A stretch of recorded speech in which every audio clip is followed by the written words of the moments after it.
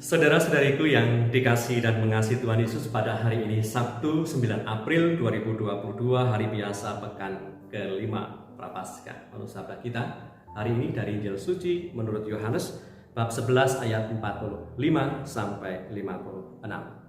Mari kita siapkan hati kita untuk mendengarkan sabdanya.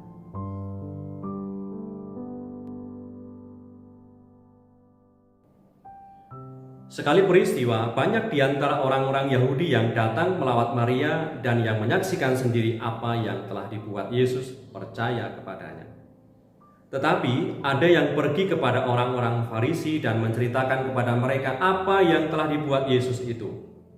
Lalu imam-imam kepala dan orang-orang Farisi memanggil mahkamah agama untuk berkumpul dan mereka berkata, "Apakah yang harus kita buat sebab orang itu membuat banyak mukjizat?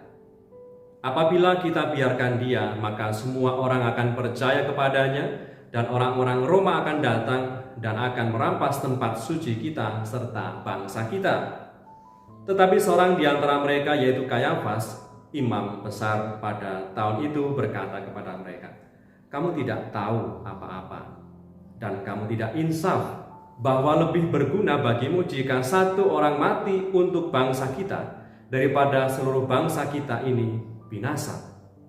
Hal itu dikatakannya bukan dari dirinya sendiri, tetapi sebagai imam besar pada tahun itu ia bernubuat bahwa Yesus akan mati untuk bangsa itu, dan bukan untuk bangsa itu saja, tetapi juga untuk mengumpulkan dan mempersatukan anak-anak Allah yang tercerai-berai.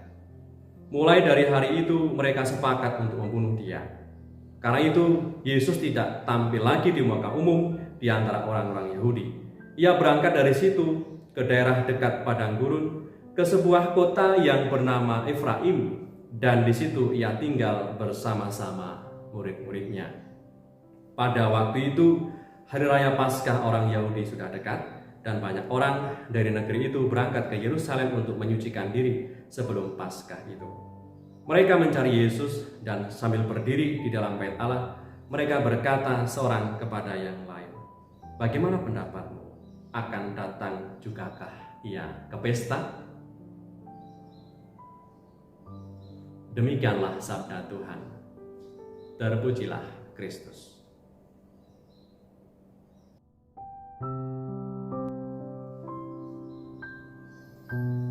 Saudara-saudariku yang terberkati, sabda Tuhan yang kita dengar hari ini menggambarkan peristiwa di mana orang-orang Yahudi pada waktu itu sudah gusar karena peristiwa mukjizat yang telah dilakukan oleh Tuhan, sebab ia telah membangkitkan Lazarus, saudara dari Marta Maria yang sudah mati ada di dalam makam selama 4 hari. Dibangkitkan oleh Tuhan, di mana Tuhan mengatakan, "Hai Lazarus, keluarlah." Lalu Lazarus bangkit dari mati. Peristiwa Tuhan Yesus membangkitkan orang mati sebenarnya bisa menjadi bukti sahih tak terbantahkan bahwa Yesus adalah Tuhan. Sebab hanya Tuhan yang bisa mengambil dan memberikan hidup manusia. Akan tetapi, kebaikan sebanyak apapun yang telah dibuat, Tuhan Yesus tidak mampu mengetuk hati dan menyadarkan orang-orang pada masa itu untuk menerima Yesus sebagai Tuhan dan Penyelamat. Tetap saja Kayafas sebagai imam besar pada masa itu mengatakan, "Kamu tidak tahu apa-apa dan kamu tidak insaf bahwa lebih berguna bagimu jika satu orang mati untuk bangsa kita daripada seluruh bangsa kita ini binasa." Tadi dalam ayat 49 sampai 50 dikatakan demikian. Dalam hati dan pikiran yang jahat Imam Kayafas pun, Allah bisa tetap berkarya. Apa yang dikatakan oleh Imam Kayafas ternyata menubuatkan apa yang bakal terjadi atas diri Tuhan kita Yesus Kristus, di mana ia menjadi korban tebusan.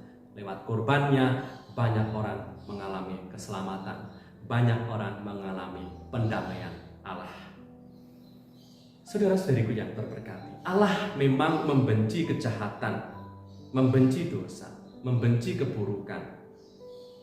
Akan tetapi, bila keburukan, bila kejahatan itu pun harus terjadi. Allah pun tetap bisa menjadikan yang pada awalnya buruk itu menjadi baik. Disitulah kuasa Allah, dan Allah yang menyelenggarakan hidup kita.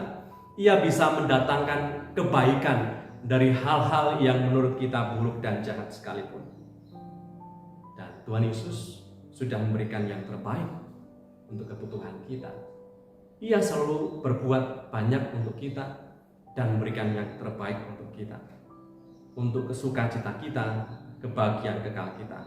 Tetapi sudahkah kita menanggapi undangan kasih-Nya?